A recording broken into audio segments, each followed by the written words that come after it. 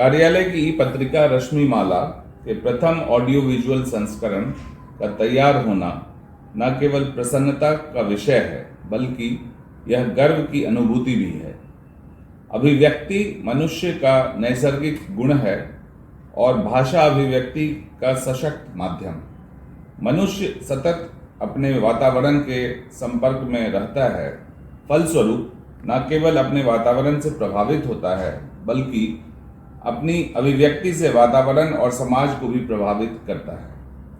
आयकर विभाग का छूट परिवार न केवल कर संग्रहण में अपना सतत योगदान दे रहा है बल्कि छूट परिवार के कार्मिक अपनी लेखनी और कृतियों के माध्यम से हिंदी को और अधिक सुदृढ़, सुग्राह्य और रुचिपूर्ण बनाने का सराहनीय कार्य कर रहे हैं। मुझे ई पत्रिका का यह ऑडियो विजुअल संस्करण आप सबके साथ साझा करते हुए अत्यधिक प्रसन्नता हो रही है। राजभाषा हिंदी की दिन दुनी रात चौगुनी उन्नति तथा रश्मिमाला के अनवरत भावी सफल संस्करणों के लिए अनेक शुभकामनाएं। जय हिंद।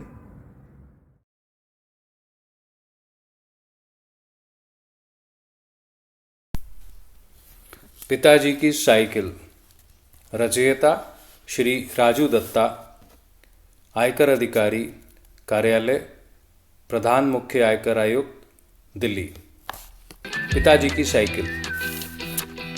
दुनिया में शायद इससे कोई और सुंदर तस्वीर हो ही नहीं सकती। पिताजी की साइकिल और बेटा और बिटिया उसकी अगली और पिछली सीट पर। पिताजी, हम भी जाएंगे तुम्हारे साथ बाजार किसी और दिन। नहीं, आज ही चलना है मुझे, आज ही। अरे अरे अरे अरे, रो मत, चलो तैयार हो जाओ। माँ, वो हमारा वाला पैंट किधर है? और वो मेरा वाला नया चप्पल जल्दी से दो। अपना सामान का तुमको कोई होश भी रहता है? देखो, उधर आंगन में टंगनी में यहीं कहीं से दिख रहा है। और वो चप्पल एक इधर पड़ा है, दूसरा वो रहा कुआं के पास। नहाते समय भी होश नहीं, कब पड़ा होगा? पापा को कहना कि आते समय खजूर का गुड़ लेते आए, आज खीर बनाते समय लगेगा। और ठीक से जाना, फिर से पैर में साइकिल का चेन मत फंसा लेना। ठीक है।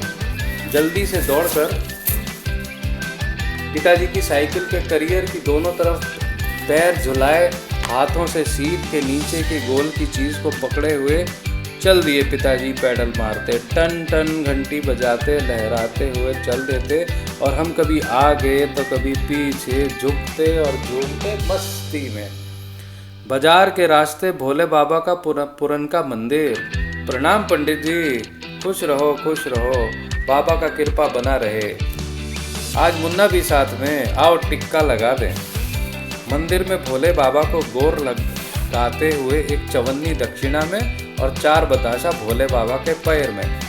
खेत आया, खलियान आया, नदी आया, नहर आया, और फिर भूतहा घर आया, और फिर नथुनी काका का घर, और फिर वहाँ चाय बिस्किट। और साइकिल चला और हम राजा बाबू के जैसा पीछे मस्ती में झूमते चले। बाजार आया, एकदम अलग दुनिया। इतना भीड़ा पिताजी, एक जगह दुकान वाला के पास साइकिल खड़ा करके झोला लेकर साथ में हाथ पकड़ के सामान लेने। सब सामान हो गया, झोला भर गया, खजूर का गुड़ याद दिला दिया, खरीदवा दिया। चमचम खाएगा सिंघारा के साथ की जलेबी सिंघारा। हम काला रसगुल्ला और सिंघारा खाएंगे लाल वाला मीठा चटनी के साथ। सिंघारा और लाल मीठा चटनी अमृत के जैसा, और काला रसगुल्ला आखिर में तो आत्मा को मोक्ष देता हुआ। घर वापस जाते समय सिंघारा रसगुल्ला पैक, आगे का हैंडल में दोनों तरफ झोला टांगा, और हम पीछे दोनों तरफ पैर झुलाए मस्ती में। और फिर नथुनी काका का घर आया, भूतहा घर आया, नहर आया, नदी आया, खलियान आया, खेत आया, और फिर भोले बाबा का मंदिर। और दिखा वही पागल जो मंदिर का बताशा खाकर भाग जाता था। घंटी की एक आवाज़ से बेचैन माँ का द्वार पर आसरा देखती फौरन दौड़ी और प्यार से माथा पर हाथ और छोटा सा माथा पर चुंबन। अब की पैर चेन में तो नहीं फंसा? नहीं माँ, हम सिंघारा और गुलाब जामुन खा के आए आज। एक ट्रक लिए हैं बाजार में। पिताजी तो खजूर वाला गुड़ भूल ही गए थे, हम ही याद दिलाए।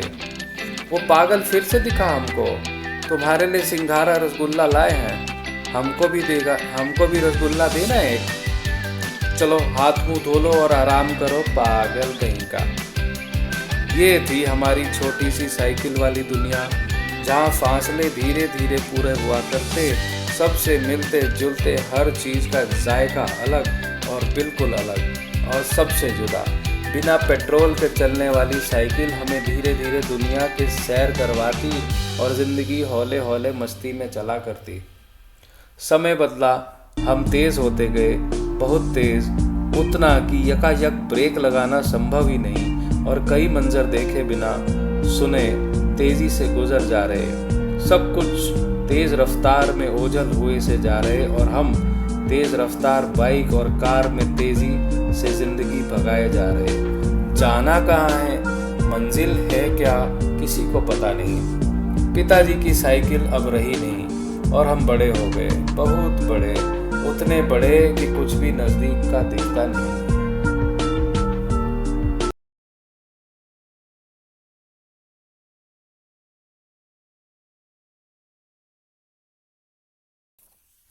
बीज, आवरण से उजाले की ओर। रचयिता श्री विपुल अग्रवाल, आयकर आयुक्त, कार्यालय, प्रधान मुख्य आयकर आयुक्त, छूट, नई दिल्ली। बीज आवरण से उजाले की ओर। एक बीज से पौधे का विकास देखना अद्भुत है। बीज अपने आप में सभी संभावनाएं संजोए रखता है, हालांकि वे संभावनाएं तब तक प्रकट नहीं होती हैं जब तक बीज आवरण के अंदर सुरक्षित रहना पसंद करता है। उस समय तक वह बहुत सीमित है। हम भी अपनी सारी संभावनाओं से भरे हुए हैं, जिन्हें अनंत भय के कारण तलाश नहीं पाते। हम अपने परिवार और समुदाय में सुरक्षित महसूस करते हैं और नियमित 10 से 5 की नौकरी जारी रखते हैं। हम कुछ रीति रिवाजों का पालन करते रहते हैं और पुराने दोस्तों और रिश्तेदारों के साथ एक निश्चित मानसिकता के साथ रहते हैं। यही बीज का जीवन है। यह एक जीवित प्राणी है, लेकिन अपनी संभावनाओं से बेखबर सुप्त अवस्था में है। जब बीज मिट्टी के अंदर जाता है और उसे पानी मिलता है, तो वह अपने आवरण से बाहर आने लगता है।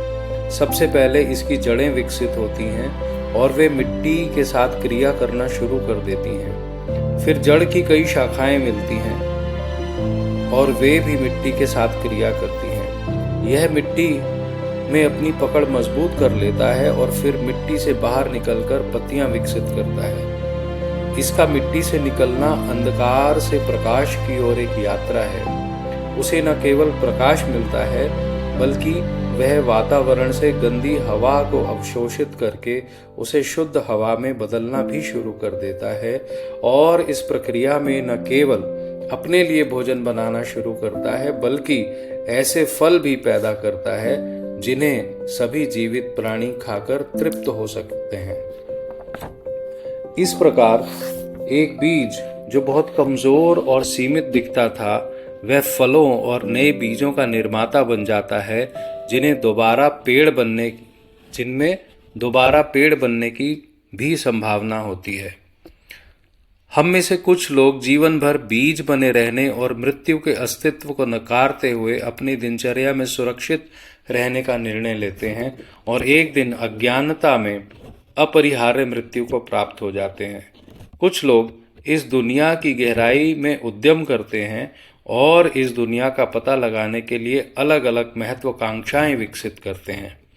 कुछ उद्यमिता स्थापित करने का प्रयास करते हैं, कुछ संगठनों में सिस्टम स्थापित करने का प्रयास करते हैं, कुछ शक्ति इकट्ठा करने का प्रयास करते हैं, कुछ समाज में सुधार करने का प्रयास करते हैं, और कुछ मिट्टी की प्रकृति को समझकर उसे समझाने का प्रयास करते हैं और इसमें अपना योगदान देते हैं। हालांकि वो जो भी प्रयास करते हैं, फिर भी वे अंधकार की दुनिया में ही रहते हैं और प्रकाश से कटे रहते हैं। मिट्टी के अंधेरे के अंदर महत्वाकांक्षाओं की यात्रा किसी को भी प्रकाश की दुनिया में यात्रा के लिए तैयार करने के लिए आवश्यक है। और जब कोई मिट्टी से बाहर आता है और जमीन से ऊपर प्रकाश की दुनिया में अपनी यात्रा शुरू करता है, तो यह निश्चित रूप से उसे खड़ा होने की ताकत देती है। फिर भी मिट्टी के अंदर की यात्रा केवल प्रारंभिक है और इसलिए काफी सीमित भी है। एक खिलाड़ी के लिए प्रैक्टिस मैच और एक्सरसाइज करना जरूरी है, लेकिन एक खिलाड़ी अपना पूरा जीवन जिम और प्रैक्टिस मैदान में तो नहीं बिता सकता। मैदान पर मैच खेलने में ही असली मजा है। असली मजा तो तब है कि जब मिट्टी से बाहर आकर प्रकाश की दुनिया का अनुभव किया जाए और फिर वातावरण से भी संपर्क स्थापित किया जाए। जब एक बीज एक पौधे के रूप में विकसित होता है तो वह समझ जाता है कि आवरण के अंदर रहने के दौरान उसके मन में जो भय और असुरक्षाएं थीं, वे उसके वास्तविक अस्तित्व को बहुत ही छोटे अंश तक सीमित कर रही थी। यह भी समझ पाता है कि जमीन के अंदर का पूरा संघर्ष सार्थक था। हालांकि जब तक वह बीज के रूप में आवरण के अंदर था, तब तक वह पौधे के रूप में अपने विकास की कल्पना भी नहीं कर पा रहा था। हालांकि बीज के अंदर कुछ ऐसा है जो उसे रास्ते पर आगे बढ़ने की आशा और बल देता है। यह आवरण से बाहर आने और मिट्टी के अंधेरे से बाहर आने के लिए संघर्ष करता है। बीज का यह सारा संघर्ष आवरण में उपलब्ध आराम को खोने के डर को छोड़कर आशा और उजाले को आलिंगन करने मात्र का है, और कुछ ऐसा ही संघर्ष पूरी मानवता के लिए भी अंतर्निहित है।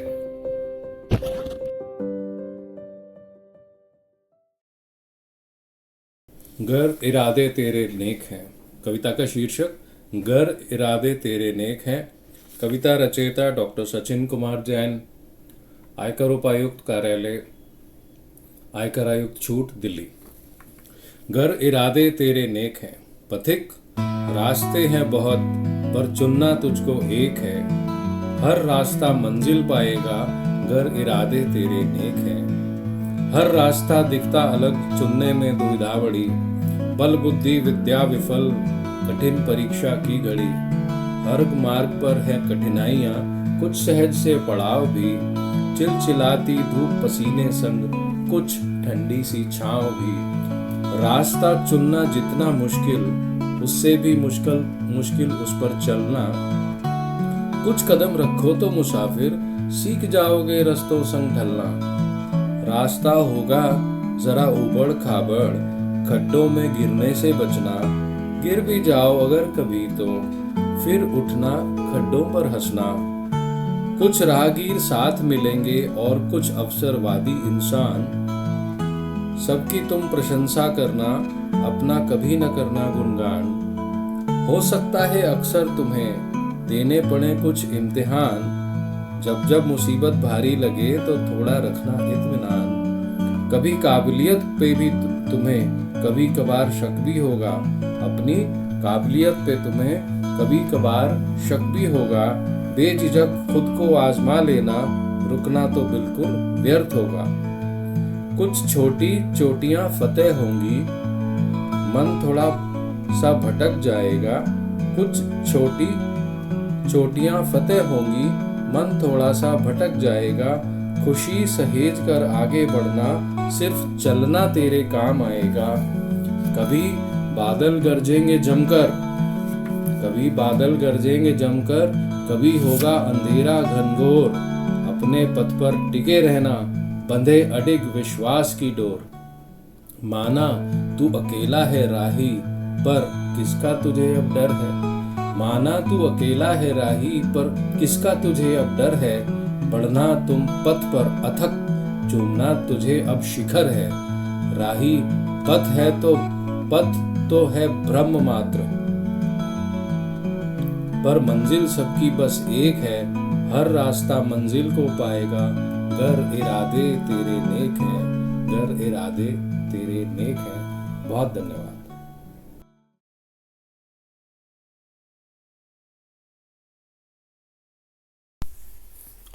सूरज, रचयिता श्री प्रभात रंजन, अपर आयकर आयुक्त, छूट, कार्यालय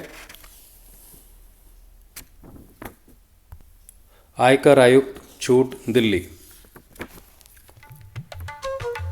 अपने जीवन की कई सारी घटनाओं में से एक प्रसंग मुझे हमेशा याद आता है, जो न केवल मेरे चेहरे पर एक मुस्कुराहट देता है बल्कि एक गहरी सोच भी मन में फिर से जगा देता है। यह बात तब की है जब मैंने यह निर्णय लिया था कि मैं पुलिस उप अधीक्षक की नौकरी से त्यागपत्र दूंगा। वह कुछ ऐसा था कि जब आखिरकार मुझे राज्य सरकार से इजाज़त मिल गई कि आपका त्यागपत्र स्वीकार किया जाता है, तब मुझे मुख्यालय से एक फ़ोन आया, बड़े साहब आपसे मिलना चाहते हैं। मैं थोड़ी देर के लिए सोच में पड़ गया कि बड़े साहब कौन है, मेरे डीआईजी, आईजी या कोई और आला अधिकारी। सो मैं पूछ ही बैठा, बड़े साहब मतलब? जवाब आया, डीजीपी सर। डीजीपी बिहार? वाह! मुझे सुनकर बहुत प्रसन्नता हुई और साथ ही साथ आश्चर्य भी हुआ। लेकिन मैं खुशी खुशी अगले दिन सुबह उनसे मिलने मुख्यालय पहुंचा। एक छोटा सा आश्चर्य तब भी हुआ जब थोड़ी ही देर बाद बड़े साहब ने मुझे अपने कमरे में अंदर बुला लिया। आज न जाने क्यों किसी ने नहीं बोला, वेट कीजिए साहब मीटिंग में बिजी हैं। सच पूछो तो कुछ अजीब भी लगा। आदत नहीं थी कभी कि कोई इतनी आसानी से बात करने के लिए समय दे दे। खैर, आज मेरा कोई स्पेशल दिन था, मैंने ये सोचा और दबी हल्की मुस्कुराहट और विस्मय के साथ मैं कमरे के अंदर गया। अंदर जाने पर बड़े साहब ने मेरा हाल समाचार पूछा। बोले कि कहाँ से हो, क्या योग्यता है, नौकरी क्यों छोड़ना चाहते हो, इस तरह के कई सवाल किए। जब मैंने उनको बताया कि मैं सिविल सेवा परीक्षा के लिए भी चयनित हो चुका हूँ तो बड़े खुश हुए और काफ़ी सारी बातें करने के बाद जब मैं उनसे जाने की इजाज़त मांगी, उन्होंने जाते जाते एक लाइन बोली, बेटा मुझे अपना फ़ोन नंबर देते जाना। मैंने हाँ बोला और कमरे से बाहर निकल गया। लेकिन तब मैं तुरंत एक सोच में पड़ गया कि कहाँ मैं एक प्रशिक्षु पुलिस उप अधीक्षक और कहाँ वे पूरे राज्य के मालिक पुलिस महानिदेशक। भला वे मेरा मोबाइल नंबर क्यों मांग रहे होंगे? आहा! एकदम से मुस्कुराहट आई ये बात सोचकर कि अच्छा, बड़े साहब अब जल्दी ही रिटायर होने वाले हैं, यानी कि वह एक अस्त होता हुआ सूरज हैं। उनकी चमक बहुत थी, तेज बहुत था, प्रकाश भी और ऊष्मा भी बहुत थी, लेकिन अब वे एक अस्ताचल सूरज हैं और मैं एक उदित होता हुआ सूरज, जिसने अभी अभी अपना करियर की शुरुआत ही की है। इसलिए कुछ समय बाद मेरी रोशनी इनसे काफ़ी बढ़ जाएगी। दुनिया भी तो ऐसी ही है, बड़े साहब तो क्या, हम सब उगते हुए सूरज को ही सलाम करते हैं। कितना सही कितना गलत, यह तो केवल मनुष्य अपनी व्यक्तिगत महत्वाकांक्षा से ही निर्धारित कर सकता है। लेकिन मेरा मानना है कि जब आप अपने जीवन के शीर्ष पर होते हैं, करियर को लेकर, स्वास्थ्य को लेकर या किसी अन्य चीज़ को लेकर, तब वह समय होता है कि जब आप अपना पूर्ण योगदान और स्नेह मानवता को दे सकते हैं, मानव कल्याण के लिए अपने जीवन को सही तरीके से उपयोग में ला सकते हैं, इस धरती पर अपनी उपयोगिता और अपने वजूद को सिद्ध कर सकते हैं। उगता हुआ सूरज और अस्त होता हुआ सूरज दोनों का ही अपना महत्व होता है। तो अगर आप अपनी ज़िंदगी, अपनी उम्र को सूरज के किसी पड़ाव से जोड़कर देख पा रहे हैं, तो सत्य यही जान पड़ता है कि आपको अपनी उपयोगिता, अपनी गरिमा और अपने भाव को हमेशा एक जैसे बनाकर रखना है, ताकि जब हमारा सूरज अस्त हो रहा हो तो अपने सत्कर्मों के प्रभाव से जो हमने ऊष्मा बिखेरी है, उससे एक नया सूरज, नया प्रभात हमेशा आए और हमारे बाद भी हमारी सारी चमक, हमारा तेज, हमारी प्रतिष्ठा चहुं ओर हमेशा फैलती रहे।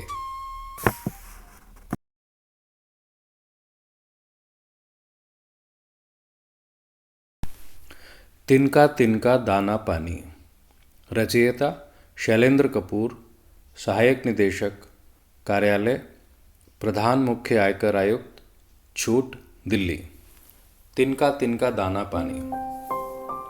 दुबे जी सहपत्नी व परिवार महानगर की एक संभ्रांत सोसाइटी में रहते हैं जिसका नाम है अजब गजब। गांव में थे तो सब परिवार एक दूसरे को भली भांति जानते थे, पर अजब गजब में एक दूजे से राम राम कहना भी स्वयं की तौहीन है। सर मुंडाते ओले पड़े। अजब गजब में आते ही दुबे जी के बेटे की साइकिल चोरी हो गई। दुबे जी गुस्से से लाल पीले। आनंद फानन में अजब गजब सोसाइटी का एक व्हाट्सएप ग्रुप बना डाला। बाकी सब भी इन चोरी चकारियों से परेशान तो थे ही। सभी लोगों ने मिलजुल कर पैसे इकट्ठे करने का निर्णय लिया और रात और दिन के हिसाब से 2 चौकीदार मुकर्रर कर दिए। सबकी जान में जान आई। 3-4 दिन बाद एक दफे रात को दुबे जी ने यूं ही सोचा कि अजब गजब का एक चक्कर लगाया जाए और देखा जाए कि रात को 12 बजे चौकीदार मतीराम करता क्या है। आधी रात थी, सो दुबे जी ने हाथ में डंडा लिया और चल दिए चौकीदार की चौकसी करने। पास जाकर देखा तो हक्के बक्के। अजब गजब का गेट खुला। चौकीदार कुर्सी पर बैठे आगे की ओर झुकी हुई अवस्था में बेहोश पड़ा हुआ, टोपी सिर से सरकी हुई, मुंह पर मच्छर मंडराते हुए, चौकीदार का डंडा अलग रखा हुआ, मतीराम के दोनों पैर फैले हुए और उसका फोन दोनों पैरों के बीच में जमीन पर गिरा हुआ। दुबे जी एकदम चिल्लाकर उसको उठाने को हुए, पर फिर कुछ सोचकर रुक गए। चुपचाप मतीराम का फोन उठाया। चौकीदार बेहोश। सोसाइटी का गेट बंद किया। लोहे का गेट होने के कारण काफी आवाज भी हुई। चौकीदार अभी भी बेहोश। उसे ध्यान से देखा तो उसकी सांसें चल रही थी। अब दुबे जी से रहा ना गया। उन्होंने अपने फोन से मतीराम की ताबड़तोड़ 8-10 फोटो खींच डाली। फोन का वीडियो रिकॉर्डिंग ऑन किया और मतीराम के आसपास जोर जोर से डंडा बजाने लगे। पर मतीराम की मति तो रम में रम चुकी थी। वह यूं ही पड़ा रहा, बेहोश का बेहोश। दारू, शराब, नशा दुबे जी को बर्दाश्त से नहीं बाहर था। अब वे आश्वस्त हो चुके थे कि मतीराम थकान के कारण नहीं बल्कि शराब आदि के नशे की वजह से इस अवस्था में था। ना उसे गेट बंद होने की आवाज़ उठा पाई, ना डंडे की आवाज़, ना उसे फोटो खींचे जाने का पता लगा, ना वीडियो बनाया जाना, ना ही उसे मुंह पर मंडराते हुए मच्छर उठा पाए और ना ही इसके आसपास की कोई और हलचल। वह नींद में नहीं बल्कि मूर्छित अवस्था में था। दुबे जी ने मन बना लिया था कि कल से मतीराम चौकीदार अजब गजब सोसाइटी में काम नहीं करेगा। कल सुबह वे सारी फोटो और वीडियो सोसाइटी के व्हाट्सएप ग्रुप पर डाल देंगे। वे अपने गुस्से को रोक ना पाए और जोर से चिल्लाए, ओए उठ, अभी से सो रहा है, अभी तो सारी रात बाकी है। मतीराम अपनी मूर्छा से धीरे धीरे कुछ बड़बड़ाता हुआ उठा। दुबे जी फिर कड़क आवाज में बोले, मतीराम, टाइम क्या हो रहा है? 1 से ऊपर है साहब। मतीराम बोला। ठीक से देख, अभी 12 भी नहीं बजे हैं, तू अभी से सो रहा है। दुबे जी कड़के। उनकी खिन्नता और क्रोध उनकी आवाज में साफ झलक रही थी। उनका बस चलता तो अभी नौकरी से निकालकर उसे घर भगा देते, पर आधी रात को शराब पिए हुए आदमी को भेजेंगे भी कहां? हाँ सर, थक गया था, आंख लग गई थी। आंख मलते हुए अपने आप को कुछ संभालते हुए मतीराम बोला। अपनी खिन्नता को रोकते हुए दुबे जी बोले, चलो मेरे साथ सोसाइटी का एक राउंड लगाओ। दुबे जी और मतीराम दोनों सड़क पर अपना अपना डंडा बजाते हुए राउंड लगाने निकल पड़े। दोनों निकले ही थे कि बातों का सिलसिला भी चल निकला। मतीराम ने शराब तो पी रखी थी, पर वह अब ठीक ठाक बात कर पा रहा था। साहब, मैं थोड़ा परेशान था। क्यों? बच्चे गांव में हैं। क्यों? बच्चे तो तेरे साथ होने चाहिए। नहीं साहब, मेरी बीवी को रसौली हो गई थी 2 साल पहले। उसे इलाज के लिए शहर लाया था। बच्चे गांव में ही रखे हैं। यहाँ शहर में अपनी बीवी को अस्पताल में दिखाता हूँ। इतने में अब मतीराम डंडे के साथ साथ बीच बीच में सीटी भी बजाता चल रहा था। ज्यों ज्यों सीटी की आवाज आती रही त्यों त्यों दुबे जी का ठंडा पारा भी धीरे धीरे नीचे आता रहा। मतीराम ने वही अपना फोन जो उसके पैरों में गिरा हुआ था उसमें से अपनी बीवी की फोटो दिखाई। देखो साहब, 1 साल पहले मेरी बीवी ऐसे दिखती थी। और अब देखो साहब, ये ऐसी दिखती है। उसकी पत्नी का शरीर अब बिल्कुल सूख चुका था और इतना कहते कहते मतीराम का गला भर्रा आया। दुबे जी सोच में पड़ गए। मतीराम को तो यह पता नहीं था कि उन्होंने इसकी फोटो और वीडियो बना ली है, तो फिर वह अपनी नौकरी बचाने के लिए तो अपनी बीमार पत्नी की फोटो उन्हें दिखा नहीं रहा था। शायद इसके मन में कोई टीस है। दुबे जी को अब थोड़ा बड़ा दायरा दिखने लगा। वह नीली वर्दी पहने हुआ आदमी मेरे लिए केवल एक चौकीदार है। समाजशास्त्र की भाषा में वह केवल एक रोल है, लेकिन हर व्यक्ति के बहुत से रोल होते हैं। एक चौकीदार का रोल, एक पुत्र का रोल, एक पिता का रोल, एक पति का रोल, और इन सब रोल को मिलाकर बनता है रोल सेट। पता नहीं किस व्यक्ति को किस रोल से क्या दर्द मिला हुआ है, और शायद उस दर्द की वजह से उसका सारा रोल सेट बिगड़ चुका है। नहीं तो दिन में एक जगह नौकरी करने के बाद लगातार कोई रात की दूसरी नौकरी करना कोई पसंद क्यों करेगा। न जाने पिता और पति के रोल में कौन कौन से तिनके तिनके जोड़ जोड़कर मतीराम अपने परिवार के लिए दाना पानी जुटाता होगा। पता नहीं किसके दिल में कौन सा दर्द किस रोल की मार्फत पहले ही मौजूद है, तो क्यों किसी के दर्द को यूं ही और बढ़ाया जाए।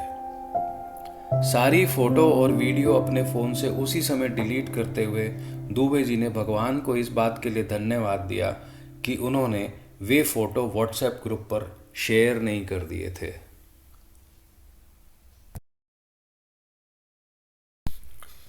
जीवन रेतु कैसा संगम। कविता रचयिता आलोक कुमार तिवारी, आशुलिपिक ग्रेड 1, कार्यालय आयकर आयुक्त छूट, लखनऊ। जीवन रेतु कैसा संगम। प्रात पहली किरण सा बचपन, धूप दोपहरी तपता यौवन, सांझ सजीली रसमय बचपन, रैना लंबी नीरस बूढ़ा तन, सुंदर वत्सल बृहद विहंगम। जीवन रेतु कैसा संगम।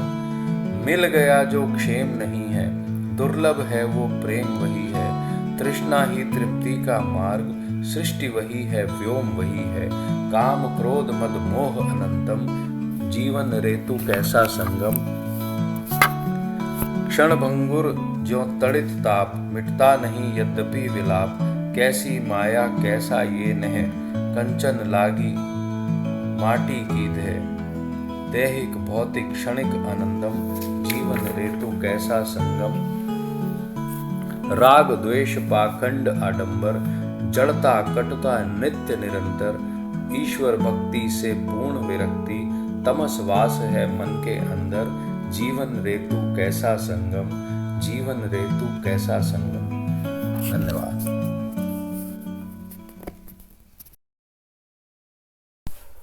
गवाह। रचयिता श्री संजय कौशिश, सहायक निदेशक राजभाषा, कार्यालय प्रधान मुख्य आयकर आयुक्त, दिल्ली। गवाह। मैं पैदल घर आ रही थी। रास्ते में एक बिजली के खंभे पर एक कागज़ लगा हुआ था।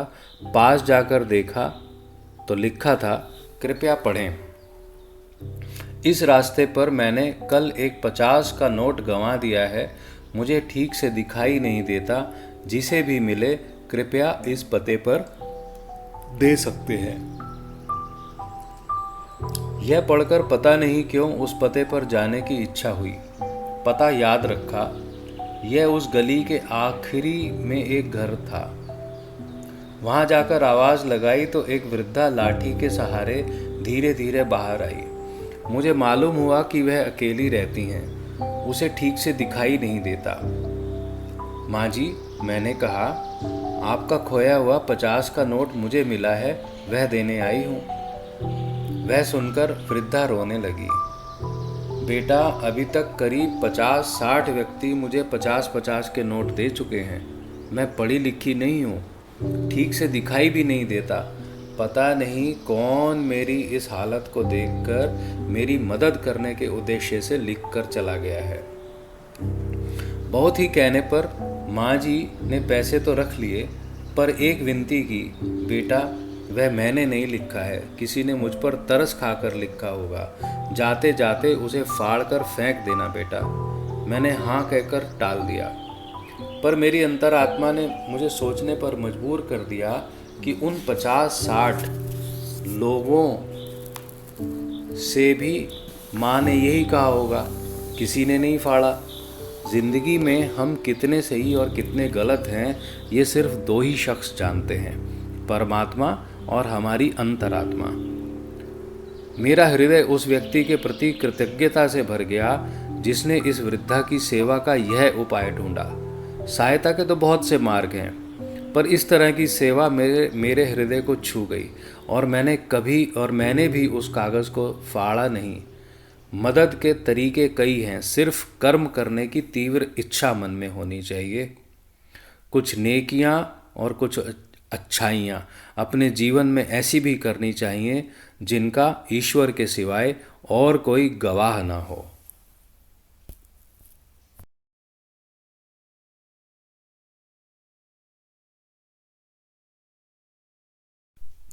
जागते रहो। रचयिता श्री विजय कुमार मिश्र, आयकर अधिकारी, कार्यालय प्रधान मुख्य आयकर आयुक्त, छूट, दिल्ली। जागते रहो।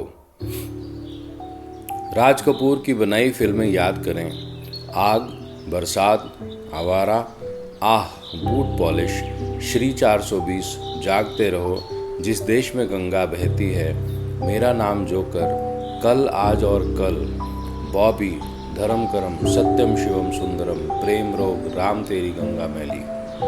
हर फिल्म समाज के दकियानूसी रीति रिवाजों और व्यवहार पर कटाक्ष करती है, कुछ पॉजिटिव मैसेज देती है। राज कपूर की अपनी एक स्टाइल थी, बड़े स्तर की फिल्में बनाते थे, बड़े और मंझे हुए कलाकार लेते थे, बड़ी पब्लिसिटी। वो अपने दौर के हिंदी सिनेमा के सबसे बड़े शोमैन थे। घटनाओं को देखने, समझने और समझाने का सबसे अलग नजरिया था। दुनिया के सबसे बड़े कॉमेडियन चार्ली चैपलिन की भांति गंभीर व्यंग करते थे। इतिहासकार उन्हें भारतीय सिनेमा का चार्ली चैपलिन भी मानते हैं। हो सकता है सब लोग राजकुमार की बाज फिल्मों के कंटेंट से इत्तेफाक न रखते हों, इनमें हम भी शामिल हैं, लेकिन हम उनकी जागते रहो को 100% नंबर देते हैं, क्लासिक की श्रेणी में रखना चाहते हैं। हम इसे ऑल टाइम 10 श्रेष्ठ हिंदी फिल्मों में जगह देंगे। जागते रहो के जिस किरदार को राज कपूर ने अदा किया है उसका कोई नाम नहीं है, बस वो गरीब इंसान है, भोला भाला सा, मैले कुचैले कपड़े और घास की तरह उगी चेहरे पर दाढ़ी। दरिद्रता उसकी पहचान है। गांव से शहर आया है रोजी रोटी की तलाश में, हाथ में सिर्फ चने हैं। एक बाजारू कुत्ता उसका साथी बनता है, उसे प्यास लगती है, वो पानी की तलाश में इधर उधर भटकता है। एक सिक्योरिटी गार्ड उसे दौड़ा देता है, तब उसे अमीर मोतीलाल मिलते हैं, हाथ में बोतल, नशे में टुन। जिंदगी ख्वाब है, उनके पास पानी नहीं शराब है। मगर गरीब शराब नहीं पीता। मोती बाबू का पर्स गिरता है तो गरीब उठाकर वापस कर देता है। मोती बाबू हैरान होते हैं, तुम्हें अपनी पत्नी से मिलाना चाहिए ताकि वो देखे जो आदमी ड्रिंक नहीं करता, स्मोक नहीं करता, चोरी नहीं करता, वो ऐसा होता है, बिल्कुल तुम्हारे जैसा। मोती बाबू उसे कुछ रुपए देते हैं। गरीब फटी फटी आंखों से रुपए देखता है, इतना रुपया उसने एक साथ कभी देखा ही नहीं। तभी एक टैक्सी रुकती है, मोती बाबू उसमें सवार हो लेते हैं और टैक्सी ड्राइवर राज से रुपए छीन लेता है। गरीब को एक बहुमंजिला रिहायशी बिल्डिंग दिखती है, उसके परिसर में एक नल है, टप टप पानी की बूंदें नीचे खड्डे में जमा हो रही हैं। कुत्ता लपक कर विशाल गेट के एक तंग झरोखे से अंदर प्रवेश करता है। लपालप पानी पीता है और फिर गरीब की ओर देखता है मानो उसे गाइड कर रहा हो, पानी इधर है। गरीब की मनचाही मुराद पूरी होने को है, टोटी खोलने ही जा रहा था कि अचानक वही सिक्योरिटी गार्ड उसे चोर समझकर चोर चोर चिल्लाने लगता है। गरीब घबराकर उस रिहायशी बिल्डिंग में घुस जाता है। बिल्डिंग में शोर मचता है, चोर चोर। सब बाहर निकल आते हैं। किसी के हाथ में बैडमिंटन वाला रैकेट है तो किसी के हाथ में डंडा और कोई कपड़े धोने वाली पाटी लिए है। एक यूथ वॉलंटियर ब्रिगेड भी है जिसके लीडर ऊर्जा से भरपूर इफ्तिकार हैं। इसमें कई लोग डरपोक भी हैं। चोर के पास हथियार हुआ तो इसलिए वो पीछे पीछे चलते हैं। वॉलंटियर हर माले पर फैल जाते हैं चोर की तलाश में। गरीब एक घर में छिप जाता है। वहाँ प्रदीप कुमार पहले से ही मौजूद है। वो अपनी प्रेमिका स्मृति विश्वास से मिलने आया है। गरीब को देख स्मृति की चीख निकल जाती है, जिसे सुनकर वॉलंटियर्स कमरे में प्रवेश करते हैं। प्रदीप वॉलंटियर्स के साथ मिल जाता है। गरीब उसके पीछे पीछे दुबका रहता है। प्रदीप की भी मजबूरी है गरीब को बचाना, अन्यथा वो खुद भी फंस सकता है। स्मृति का पिता राशिद खान भी कमरे से बाहर निकलता है। वो प्रदीप को देखकर भड़क जाता है। तुम यहाँ क्या कर रहे हो? प्रदीप सफाई देता है। चीख पुकार सुनकर सबके साथ में यहाँ आया। गरीब की जान बचती है। मगर बात यहाँ ख़त्म नहीं होती। एक के बाद एक कई घटनाएं होती हैं। कभी गरीब गिर जाता है मगर जैसे तैसे बच निकलता है। एक बार उसे मुर्दा भी बनाया जाता है। इस बीच पुलिस भी बुला ले जाती है। एक घर से गोली चलने की आवाज़ आती है। सब लोग इधर उधर भागते हैं। पता चलता है कि वहाँ एक आदमी ने चूहे से डरकर बंदूक चलाई है। इंस्पेक्टर को शक होता है। वो दूसरे कमरे की तलाशी लेता है। वहाँ शराब की कई अवैध पेटियाँ रखी मिलती हैं। इसी तरह एक इज्जतदार नेता के घर में नकली नोट छापने का धंधा पकड़ में आता है, जिसमें एक नकली डॉक्टर नाना पालसीकर भी लिप्त पाया जाता है। गरीब ने ये सब देख लिया है। नेता उसके पीछे हाथ धोकर पड़ जाता है। अवैध जुआगर भी है। आखिर में गरीब बिल्डिंग की छत पर पहुंच जाता है। उसे मारने के लिए नकली नोट वाले नेता के 2 आदमी वहां मौजूद हैं। एक भांगड़ा पार्टी का भी मज़ेदार प्रसंग है। ओ मैं कोई झूठ बोलिया। डंडों से लैस भीड़ भी उसका पीछा करती हुई छत पर पहुंच जाती है। जब उस गरीब को मारने पर उतारू है तब गरीब भी डंडा उठाकर सबको ललकारता है। पूरी फिल्म में गरीब पहली बार चीखता है, हाँ मार डालो मुझे, मेरा कसूर क्या है?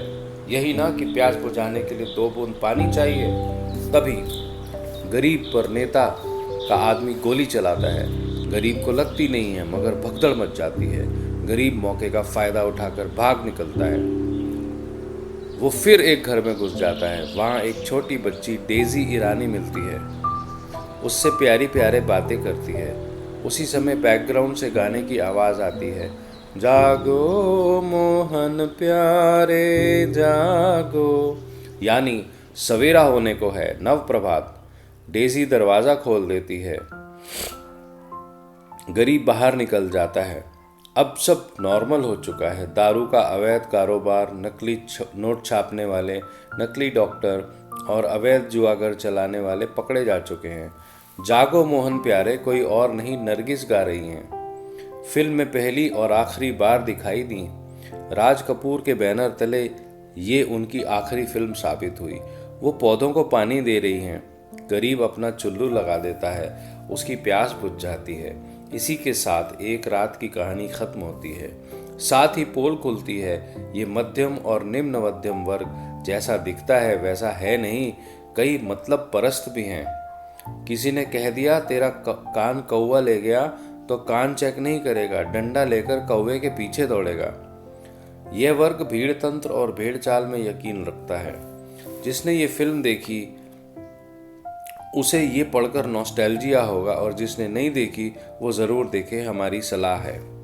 जागते रहो में एक राज कपूर को छोड़कर कोई बड़ा आर्टिस्ट नहीं है। सब अपनी जगह ठीक हैं और सबसे बेस्ट तो राज कपूर हैं। झाड़ की तरह उगी दाढ़ी से चेहरे से एक्सप्रेशन देना आसान नहीं होता। उनकी आंखों में व्याप्त भय ही सब कुछ बयां करता है, पूरे परफेक्शन के साथ। हम इसे राज कपूर की सर्वश्रेष्ठ परफॉर्मेंस मानते हैं। डायरेक्टर राज नहीं हैं, बंगाल के शंभू मित्रा और अमित मैत्रा हैं, जिन्होंने ओरिजिनल बंगाली वर्जन एक दिन रात्रि भी डायरेक्ट किया था। राज कपूर ने अपने पसंदीदा शंकर जयकिशन के स्थान पर सलील चौधरी को संगीत के लिए चुना, क्योंकि वो फिल्म पर बंगाल की पृष्ठभूमि का टच बरकरार रखना चाहते थे और सलील दा बिल्कुल निराश नहीं करते हैं। जागते रहो को 1957 में चेकोस्लोवाकिया में आयोजित कार्लोवरी फिल्म फेस्टिवल में crystal globe grand pre award भी मिला। अंत में हम उन सब से 100% सहमत हैं जो जागते रहो को राज कपूर की सर्वश्रेष्ठ उपलब्धि मानते हैं। धन्यवाद।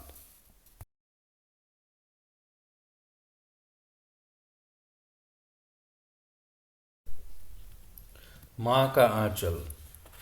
कविता रचयिता श्री अमित कुमार, कर सहायक, कार्यालय अपर आयकर आयुक्त, छूट, रेंज 1, नई दिल्ली। माँ का आंचल। चलते चलते राहों में जब मन विच्वल हो जाता है, दिल की परिधि में प्रेम का नीरज जब नीरस हो जाता है, दिल की बेचैनी मन में मेरे जब व्याकुलता भर जाती है, ना जाने रातों में अक्सर जब नींद मुझे नहीं आती है, सच कहता हूँ यारों तब मंदिर मस्जिद ना जाता हूँ, माँ की ममता के आंचल में बस सर रख कर सो जाता हूँ। माँ की ममता की फुहार का मैं कैसे गुणगान करूं, कितने हैं उपकार मात के शब्दों में कैसे बयान करूं। माँ की लोरी से बेहतर नहीं आज तलक संगीत मिला, अक्षर बोध नहीं था लेकिन माँ से ज्ञान का मीत मिला। जीवन संघर्ष के पथ पर भी जब विचलित सा हो जाता हूँ, सच कहता हूँ यारों तब मंदिर मस्जिद ना जाता हूँ, माँ की ममता के आंचल में बस सर रख कर सो जाता हूँ। दूर हुआ तो जाना यारों माँ की ममता और चाहत, मुझे खिलाकर ज्यादा भोजन थोड़ा खाने की आदत। आज होटलों के मेन्यू में तरह तरह के व्यंजन हैं, फिर भी माँ के दाल भात पर अटक गया मेरा मन है। ऐसे भोजन से यारों जब ऊब ऊब सा जाता हूँ, घर की रेल पकड़ लेता हूँ, भले सीट नहीं पाता हूँ। भले बड़े बन जाओ यारों लेकिन माँ को याद रखो, मंदिर जाने से बेहतर है माँ को अपने पास रखो। माँ के प्यार दुलार से बढ़कर नहीं कोई भगवान है, जिसने माँ को मान दिया वही सबसे सुखी इंसान है। दुख की काली छाया से जब जीवन में घिर जाता हूँ, सच कहता हूँ यारों तब मंदिर मस्जिद ना जाता हूँ, माँ की ममता के आंचल में बस सर रख कर सो जाता हूँ, सर रख कर सो जाता हूँ। धन्यवाद।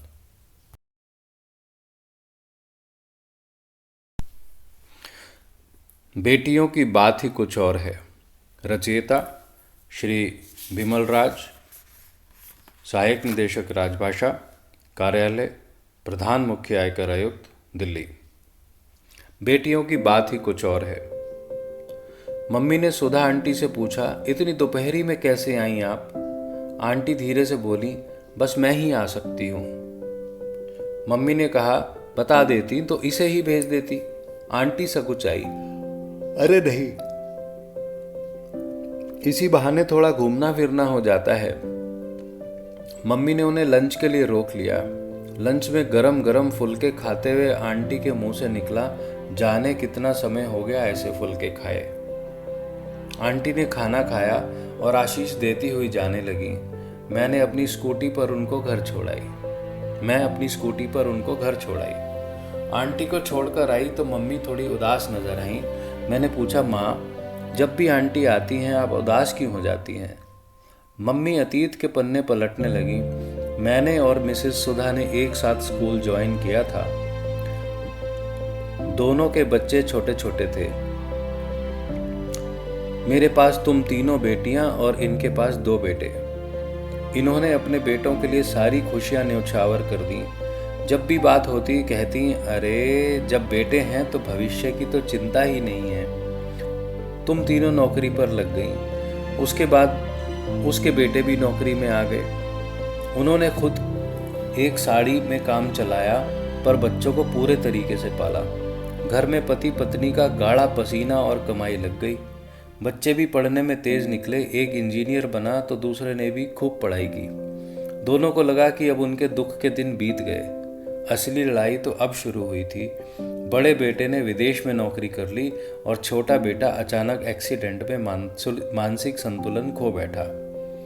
माँ बाप ने रही सही कमाई उसके इलाज में लगा दी। एक दिन मिसेस सुधा और उनके पति को पता चला कि उनके बेटे ने विदेश में किसी को बिना बताए ही अपने सहकर्मी के साथ शादी कर ली है। पूछने पर उसने सीधा ताना भी दिया कि फैमिली को सबके सामने इंट्रोड्यूस करने में झिझक रहा था। पिता ने विरोध करना चाहा तो सुधा जी ने उन्हें रोक लिया। माँ ने पूरा किस्सा बताया। एक दिन उनके बेटे ने कहा, आप दादा दादी बनने वाले हैं। वे बेचारे फौरन उसके दिए जख्मों को भूलकर उसकी खुशी में शामिल हो गए। बेटे ने बहला फुसलाकर घर को अपने नाम करा लिया। फिर एक दिन बहुत ही उखड़े मूड में आकर बोला, आपको यह घर खाली करना होगा। वे सकते में थे। अब इस उम्र में हम जाएंगे कहाँ? बोला, ये मैं नहीं जानता। मैं इस घर को फिर बनवा रहा हूँ। अब हमारा परिवार भी बढ़ेगा, जगह तो चाहिए। दूर दूर से इतने लोग आते हैं मिलने, आप लोगों से कैसे मिलवाऊंगा? पिता ने कहा, घर मेरे नाम है। तो उसने डिठाई से रजिस्ट्री दिखा दी। यह घर अब मेरे नाम पर है। आप रहना चाहते हैं तो आपके लिए आउट हाउस में एक कमरा बनवा देता हूँ। सुधा जी और उनके पति ने फिर समझौता कर लिया। वे चुप से चुप होते गए। सुधा जी अब ठंडी आह भरकर मम्मी से कहती, सुशीला तुम बहुत नसीब वाली हो कि तुम्हारी बेटियां हैं। तुमने बहुत अच्छे कर्म किए थे जो बेटियां मिली। कभी तुम्हारे बेटे का ख्याल भी आए तो मुझे याद कर लिया करो। मम्मी ने लंबी सांस भरते हुए कहा, दूसरों के दिए घाव तो समय के साथ भर जाते हैं, पर अपनों के दिए घाव जीवन भर नहीं भरते। नमस्कार, कैसा लगा आपको हमारा रश्मि माला का ऑडियो विजुअल का ये पहला संस्करण? मैं बहुत उत्सुक हूँ ये जानने के लिए, आपकी प्रतिक्रियाएं जानने के लिए। लेकिन उससे पहले ये बात अधूरी रह जाएगी कि अगर मैं उन सब के प्रति धन्यवाद ज्ञापित ना करूं कि जिनके आशीर्वाद सहयोग से रश्मि माला का ये संस्करण सफल रूप ले सका। सबसे पहले मैं धन्यवाद ज्ञापित करना चाहता हूं आदरणीय श्री प्रवीण कुमार साहब का, प्रधान मुख्य आयकर आयुक्त, जिनके आशीर्वाद से ये संभव हो पाया। इसके बाद मैं धन्यवाद अपने सभी वरिष्ठ अधिकारियों का करता हूँ, विशेष रूप से आदरणीय श्री विपुल अग्रवाल साहब का, आयकर आयुक्त मुख्यालय छूट का, आदरणीय सुश्री सुधा मैम, अशर साहब और आयकर आयुक्त छूट कार्यालय में आयकर आयुक्त श्री प्रकाश दुबे जी का भी बहुत धन्यवाद और दुबे साहब की पूरी टीम का भी बहुत बहुत धन्यवाद। आप सबके उत्साहवर्धन से और आप सबकी शाबाशी से और आप सबके मार्गदर्शन से ही ये काम संभव हो पाया है। इसके बाद मैं धन्यवाद ज्ञापित करना चाहता हूँ अपने अनुवादकों का, जिन्होंने आप सब द्वारा भेजी गई स्क्रिप्ट को टाइप किया, प्रूफ रीड किया और उसका टाइप्ड वर्जन मेरे सामने प्रस्तुत किया। और मेरा धन्यवाद ज्ञापन अधूरा रहेगा अगर मैं सुनीता दुआ मैम, जो मेरी समकक्ष है प्रधान मुख्य आयकर आयुक्त कार्यालय जयपुर में, मैं समझना चाहता था कि किसी भी पत्रिका का ऑडियो विजुअल संस्करण कैसे निकलता है। चूँकि राजकृति के माध्यम से उन्होंने ये काम पहले कर चुके थे, तो मैंने उनसे इसके लिए मार्गदर्शन लिया और मैं मैडम के प्रति भी धन्यवाद ज्ञापित करता हूं। और विशेष रूप से दुआ मैम ने अपने स्टेनो से मुझे इंट्रोड्यूस कराया आदरणीय मनीष जी से। मनीष जी का भी बहुत धन्यवाद, और ये धन्यवाद फाइनली अधूरा रह जाएगा। कदम कदम पे इस ऑडियो विजुअल बनाने में मेरा एक जो साथी रहा है वो मेरा अपना बेटा अनंतजीत रहा है। मैं उसके प्रति भी बहुत धन्यवाद ज्ञापित करता हूँ कि जब भी कहीं अटका उसने भाग के मेरे पास आया और उसको मेरी जो परेशानी है उसको सॉल्व किया। आप सबके प्रति मैं कृतज्ञता ज्ञापित करता हूँ। मैं आप सबके प्रति नतमस्तक हूँ, धन्यवाद देता हूँ। और इसके बाद मैं और भी ज़्यादा उत्सुक हूँ आप सबकी प्रतिक्रियाएं जानने का। आप रश्मिमाला के इस पहले ऑडियो विजुअल संस्करण को पूरा देखें, पूरा समझें और अपनी प्रतिक्रियाओं से हमको अवगत करवाएं। मुझे आपकी प्रतिक्रियाओं का, आपके आशीर्वाद का मुझे बेसब्री से इंतज़ार है। और रश्मिमाला के आगामी अंकों के लिए आप सबके लेखों का, कविताओं का, प्रविष्टियों का भी बहुत बहुत स्वागत है। मुझे इन सब का बहुत बेसब्री से इंतज़ार रहेगा। बहुत शुक्रिया, बहुत धन्यवाद। जय हिंद।